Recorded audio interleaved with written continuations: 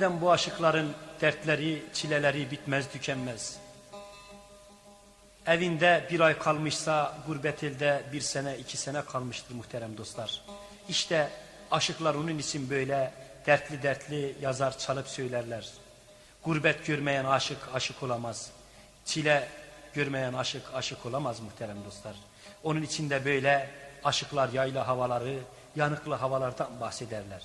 Ve yine ben Yavuzer şöyle bir şey seslenmiştim.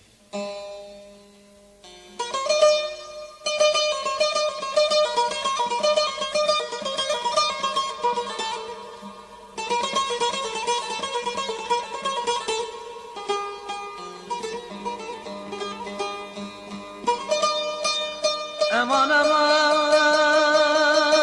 aman aman aman aman aman aman aman aman aman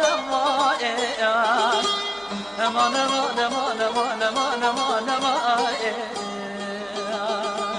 aman yandım aman.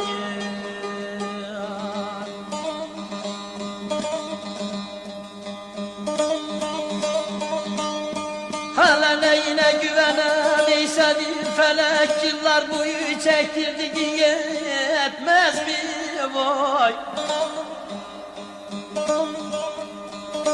Ben hasret koydum bir yar uğruna, gözyaşımı döktürdüğün yetmez mi vay?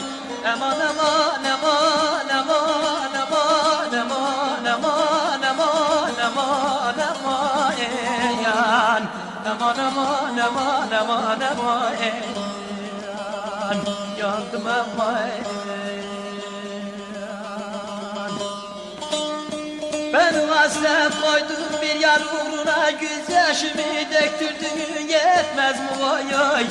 Aman aman aman aman aman aman aman aman aman aman yan. Sana yetmez mi, sana yetmez mi? Oy, yetmez mi? Oy, oy, oy.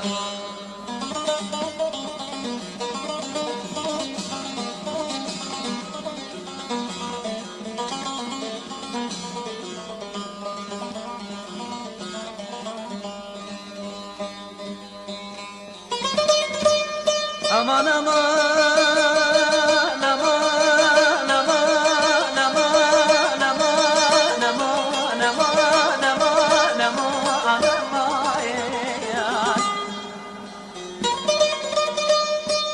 biz ezelden nasibikler vermiştik, el ne dediyse dinlemeyemiştik oy. Aşkımızın akışına kış örmüştük, insafsıza söktürdüğün yetmez mi oy oy? Aman aman aman aman aman aman aman aman aman aman yan. Aman aman aman aman aman yan. Ah yandım aman aman aman yan.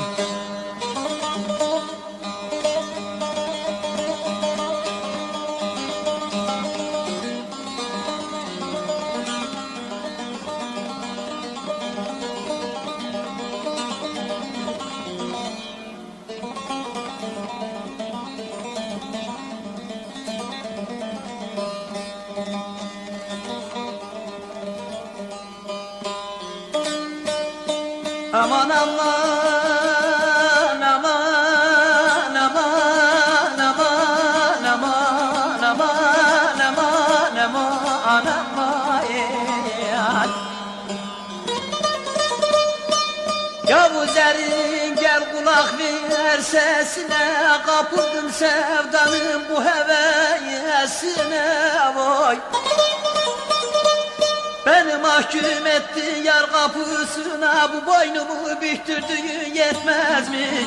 Aman aman aman aman aman aman aman aman aman aman yan. Yandım aman aman aman aman yan. Öldüm ama ben yandım ama